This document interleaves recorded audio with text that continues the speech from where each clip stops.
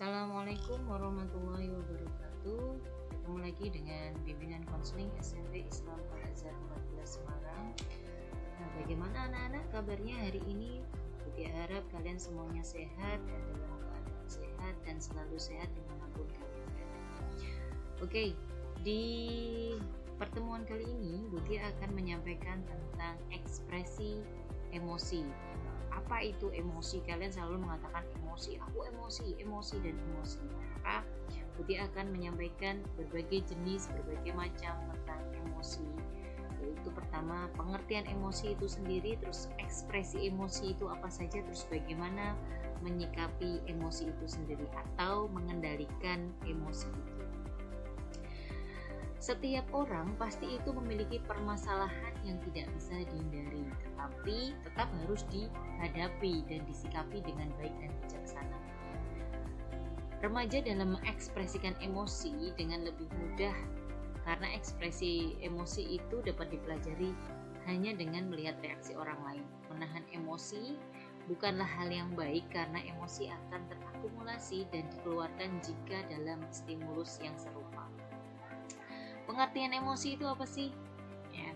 Yang pertama, emosi itu terjadi karena adanya reaksi terhadap stimulus atau pengaruh dari dalam dan dari luar individu. Dorongan untuk bertindak, ya, adanya dorongan karena ada pengaruh tadi, stimulus tadi, ya, yang berkaitan dengan perubahan fisiologis dan pikiran, ya, yang itu fluktuatif, kadang-kadang bisa banyak, bisa sedikit, ya. Terus bersifat subjektif, ya. Setiap orang itu punya emosinya sendiri-sendiri dan setiap orang itu tidak sama dalam mengatasi atau mengekspresikan emosi. Nah, sekarang kita lihat macam-macam emosi menurut Daniel Goleman. Nah, kalau kalian lihat emosi apa itu, ya? Yes, ini adalah emosi amarah atau marah. Apa aja yang termasuk emosi marah? Yaitu beringas, ngamuk, ya, benci, jengkel, ya, kesel, ya kan. Nah, yang kedua, kira-kira gambar apa ini ya? Yes, gambar orang yang sedang sedih, ya. Terlihat itu gambar emotikon kalian, ya, menangis, yaitu apa saja dalam kesedihan itu. Sedih itu sendiri, suram, terus muram, melankolis, mengasihi diri sendiri. Jadi baper kalau bahasa sekarang, ya. Terus putus asa, ya. Yang ketiga, apa ini? Macam-macam emosi. Gambar apa ini, nak? Ya, rasa takut, ya. Yaitu ditunjukkan dengan rasa cemas, gugup, khawatir, was-was, sangat takut, waspada, ya, tidak tenang. Itu adalah gambaran-gambaran rasa takut yang kalian tunjukkan. Terus ada rasa ngeri, ya. Terus apa ini, ya? Macam-macam emosi yang berikutnya yaitu kenikmatan, ya. Apa itu? Dengan bahagia kita menunjukkan ekspresi senang, gembira, riang, puas, ya, senang, terhibur, dan bangga. Itu adalah rasa yang kalian tunjukkan dengan kenikmatan atau kebahagiaan, ya. Yang berikutnya yaitu tentang cinta, ya. Apa itu cinta? Penerimaan, adanya penerimaan, terus persahabatan, kepercayaan, kebaikan hati, kedekatan, bakti, hormat, dan kemesraan. Kemesraan di sini itu adalah rasa cinta yang kalian tunjukkan terhadap keluarga kalian. Di sini adalah bentuk cinta lebih ke dalam keluarga, dimana di keluarga itu kan pasti ada penerimaan. Mau seperti apa kalian, orang tuamu akan menerima kamu apa adanya. Terus ada persahabatan, kakak adik bersahabat, ada punya kepercayaan, orang tua kalian percaya sama kalian. Cinta di sini adalah lebih ke rasa keluarga yang dimana tidak akan ada gantinya, ya. Yang berikutnya apa ini, ya? Ya, terkejut, ya, emosi terkejut. Apa itu, ya? Kaget, terkejut itu sendiri. Nah, yang berikutnya yaitu rasa jengkel, Jengkel sama marah ya beda tipis lah ya. Merasa hina, jijik, muak, mual.